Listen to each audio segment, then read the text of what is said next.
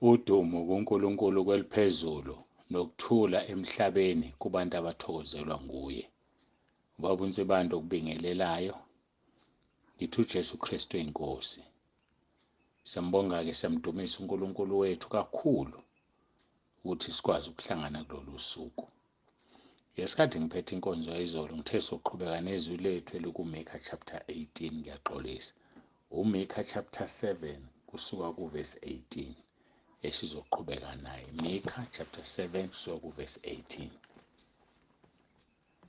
18. Asiyeke ezwini lethu esilifundayo. Ngiyabonga kakhulu, yazi ukufanele ngibonge.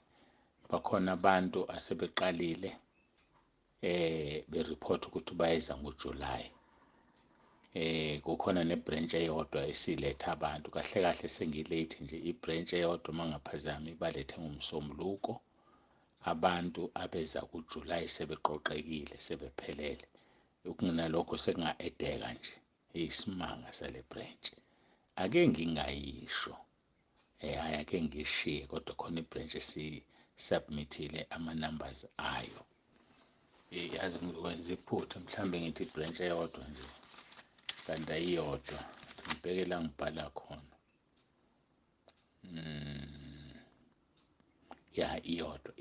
Iyodwa. Sengicabange ngathi khona sikwenzile. Bakhona bona futhi nabantu asebeshilo ukuthi bayeza. Isikhathi asikho bazalwane. Nami ngiyathandaza. Ngoba manje labantu abafuna bangenzela amashawa uzoqala ngomsombuluko omunye aqalisele phela isonto elizayo. Kanti ngalela kuzobe ngiyamfisa uNkulunkulu angisize. Kodwa-ke ngiyamkholwa uNkulunkulu. Asidluleke. Asiguqeni bazalwane. Sisondele uNkulunkulu wethu sikhuleke. Baba wethu osezulwini, uNkulunkulu onomusa, siyabonga ukugcinwa nokulondwa kuze kube manje. Sibonga Nkosi ukubona usuku oluhle kangaka seluya ngokuphela. Siyabonga, siyakudumisa. uNkulunkulu onomusa, ngiletha kuwena umsebenzi wasendlini yakho. Amashawa okufanele enziwe. Ngiyacela ubathinte Nkosi abakhi babe restless, bangabi nakuphumula bengawenzile. Bancishe Nkosi ukunethezeka, izinsuku azisekho. Ngiyacela ngegama elinamandla leNkosi uJesu Kristu ophilayo. Sebenza-ke Nkosi ubonakalise amandla akho. Sebenza-ke Nkosi ukhazimulise igama lakho. Ngiyafisa Nkosi ushaya uJuly sekuphelile konke. Namanje-ke Nkosi ngicela ube kanye nathi kule nkonzo, khulumisane nempilo zethu. Sicela ngoJesu Kristu inkosi ephilayo. uJesu Kristu inkosi. Amen. Ngiyacela-ke siye ezwini lenkosi abaseThesalonika bokuqala chapter 5 verse 16 kuya verse 22. Thokozani njalo, khulekani ningaphezi. Kukho konke bongani ngokuba lokhu kuyintando kaNkulunkulu kuKristu Jesu ngani. Ningamcimi umoya, ningakudeleli ukuprofetha. Vivinyani konke, nibambisise okuhle. Dedani kukho konke okubonakala kukubi. Sifunde abokuqala noma incwadi yokuqala kwabaseThesalonika isahluko sesihlanu. Safunda uvesi le-16 sagcina evesini la-22. 1 Thessalonians chapter 5 from verse 16 to verse 22. Ngaphambi kokuba siye kuMikha, ngiyafisa-ke sidlule incwadini yethu yamahubo. Amahubo 103 uverse 2. Mbonge uJehova mphefumulo wami, ungakhohlwa imisebenzi yonke yakhe yomusa. Siqhubeka nalelo vesi-ke ngoba inkonzo yokumbonga nokumdumisa uNkulunkulu. Besikhuluma-ke ngokuvuma izono. Siqhubeka lapho uMikha chapter 7 siqala kuverse 18. Othi ngubani onguNkulunkulu njengawe, othethelela insali yefa lakho ububi bayo. Ngempela ayazithi akekho omunye uNkulunkulu othethelela insali yakhe. Akekho uNkulunkulu onobubele njengalo. Akekho uNkulunkulu onesihawu njengalo.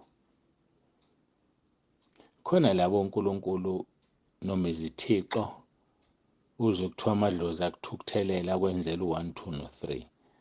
Phela ngibala ngoba ithixo uNkulunkulu abangelutho. amadlozi akuthukuthelele, sekwenzeka ukuthi nokuthi alambile. uNkulunkulu onjani lo ondliwa abantu? Thina simazi uNkulunkulu owondliwa abantu, sathi thina uNkulunkulu owondla abantu, womile ufuna ukwenzelwe umsebenzi. Yibo-ke laba angathetheleli, akwenakala izinto bese kuthiwa yibona. Thina sazi uNkulunkulu othethelela insali yefa lakhe, ayiyekele isiphambeko sayo.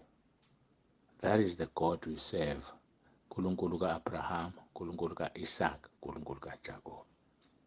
Lithi akabambeleli entukuthelweni yakhe kuze kube phakade ngokuba wenamela umusa.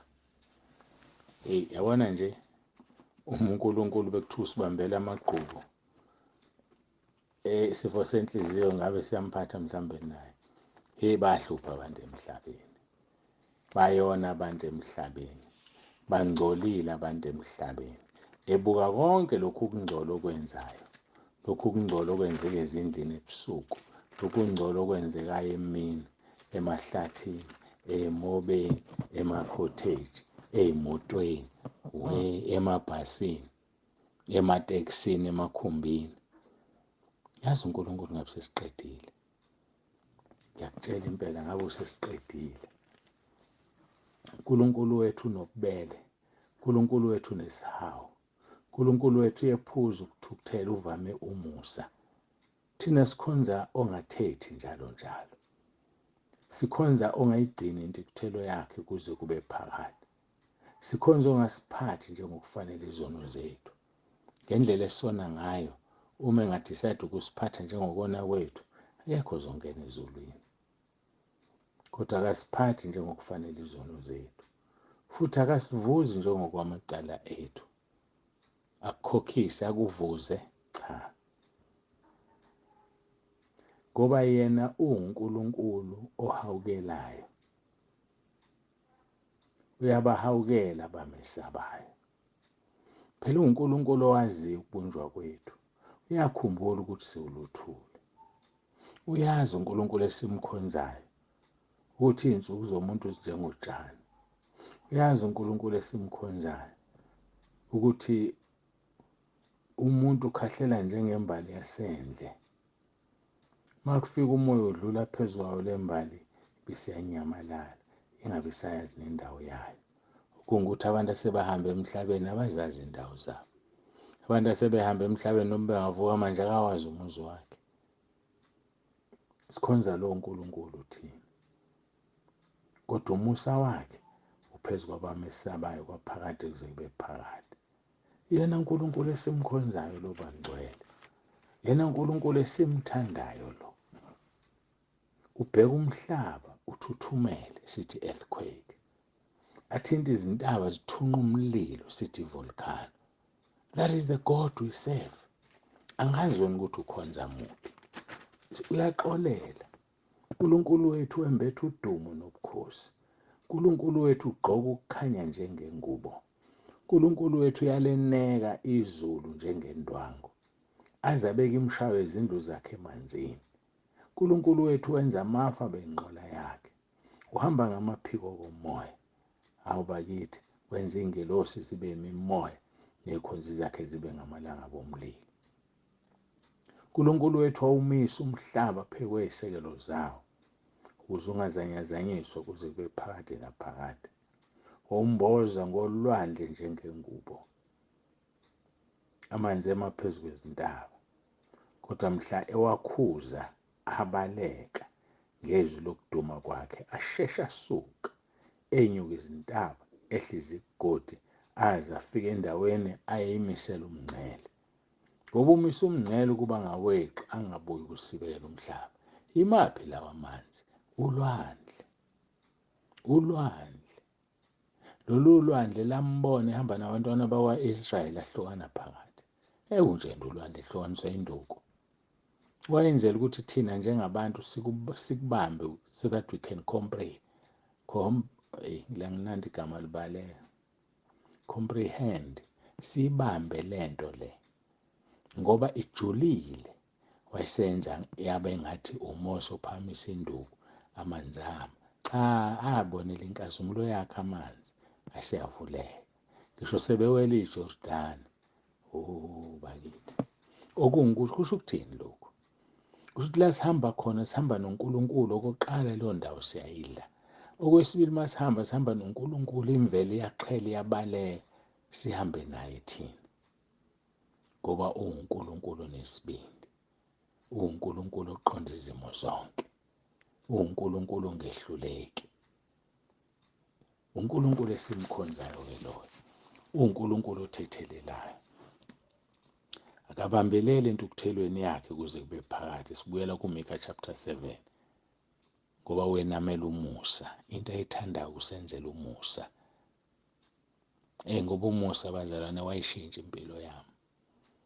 Wayishintsha impilo yami engcolile. Wayishintsha umusa kaNkulunkulu. Ubungevume nawe uNkulunkulu ayishintsha impilo yakho. Usuthandazile kaningi awuphendulwa. Wazila ukudla awuphendulwa. Ukwenze konke ubucabanga ukuthi kuyenziwa awuphendulwa. Kanti indaba isele kuvumeni izono. Uvuma izono.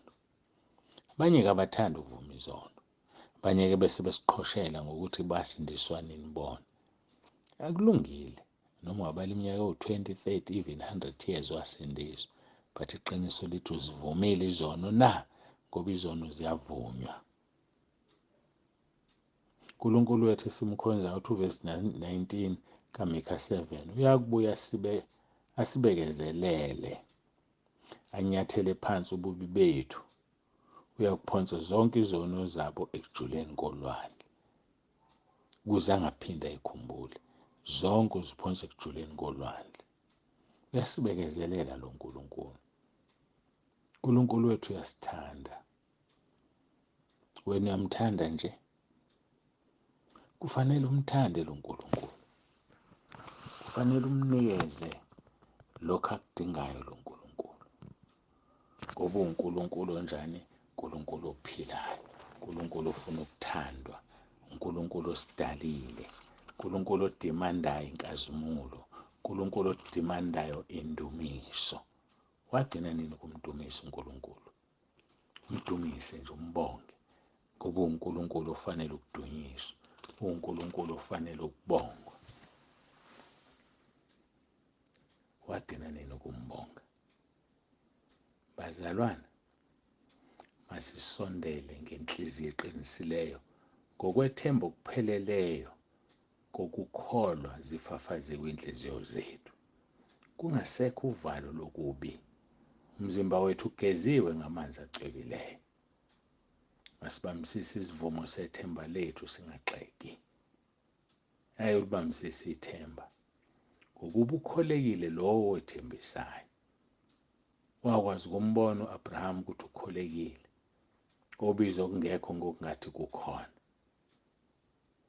Akubizwa okungekho ngokungathi kukhona. Ngoba ngezwi lakhe uyadala.